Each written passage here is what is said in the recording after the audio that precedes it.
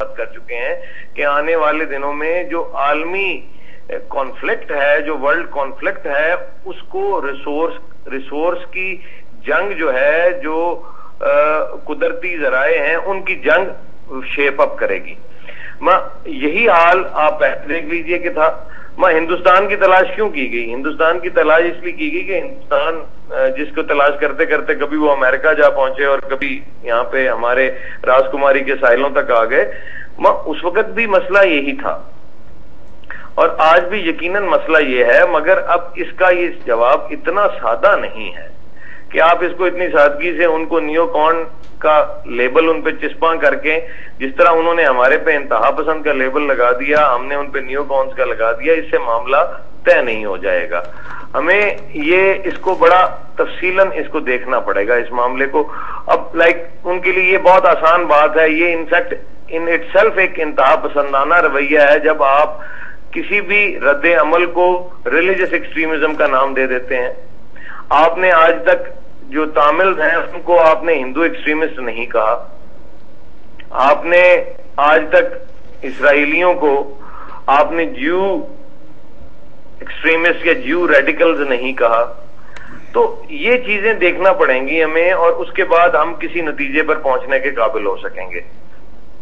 Professor صاحب یہ فرمائیں کہ مغربی میڈیا کا کردار آپ کے سامنے ہے, مغربی اسکالرز کے اندر ایک تعصب موجود ہے, حتیٰ کہ پوپ بینیڈکٹ 16 نے جس وقت ریگنسبرگ یونیورسٹی میں اپنے خطاب میں کچھ ایسی باتیں کی مسلمانوں کی دل شکنی کے حوالے سے, وہ آپ کے سامنے ہے.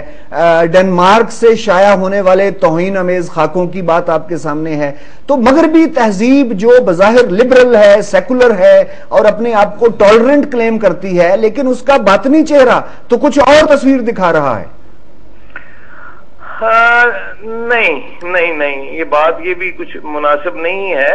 جہاں تک خاکوں کی بات ہے, خاکوں والا موضوع بھی جو موجود ہے اور جو پوپ بینیڈکٹ نے کہا وہ ایک خاص تناظر میں اسے دیکھنے کی ضرورت ہے کہ ان کی اپنی ٹالرنس کی روایت یا اپنی ایکسٹریمزم کی روایت کس سمت میں جا رہی ہے اور کس طرح سے آ رہی ہے. کیا اس میں ایسے مسائل موجود ہیں؟ کیا وہ حضرت عیسیٰ کے اس طرح کے خاکے نہیں بنا رہے؟ اگر بنا رہے ہیں تو پھر اور بات ہے. یقیناً بطور مسلم ہمارے لیے یہ ناقابل برداشت ہے کہ کوئی بھی ایسی حرکت کی جائے. ایون ہم تو کسی بھی نبی, کسی بھی پیغمبر, چاہے وہ حضرت عیسیٰ ہوں, حضرت موسیٰ ہوں, کسی کے لیے بھی یہ بات تصور پہ میں بھی نہیں لا سکتے.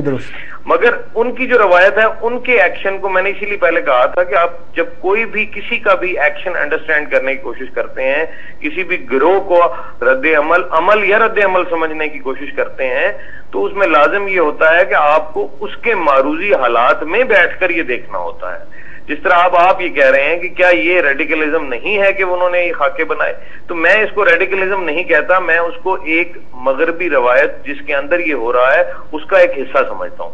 اب دیکھیے کسی بھی روایت کے اندر کچھ چیزیں اچھی بھی ہو سکتی ہیں, کچھ بری بھی ہو سکتی ہیں, تو اس لیے اس کو اس طرح نہیں دیکھا جا سکتا. اور ہم اس وقت جس موڑ کے اوپر کھڑے ہوئے ہیں, جس انسانی ارتقائی عمل کے اندر آتے ہوئے جس سفر میں ہم جس موڑ پہ کھڑے ہوئے ہیں, اس میں ایکسٹریمزم ایک ایشو ہے. مگر یہ بات, اس کا احساس ہونا ضروری ہے کہ جہاں پر یہ لوگ ایکسٹریم ہیں, جہاں پہ یہ لوگ شدت پسند ہیں اپنے رویوں میں, اسی طرح سے ان کو جوابی شدت پسندی کا بھی سامنا ہے. شدت پسند کو اپنے رویے کے لیے جواز ہمیشہ مخالف گروہ سے ملتا ہے. یہ بات بڑی بنیادی ہے جو ذہن میں رکھنے کی ہے کہ ان کی روٹس وہیں سے نکلیں گی, کیونکہ وہ ہمیشہ اپنے آپ کو جسٹیفائی کرنے کی کوشش کریں گے اور وہ اس نظام کو کریکٹر اسیسینیشن کرنے کی کوشش کریں گے, ارسپانسبل سویپنگ جرنلائزیشن کرنے کی کوشش کریں گے, ان ایڈیکویٹ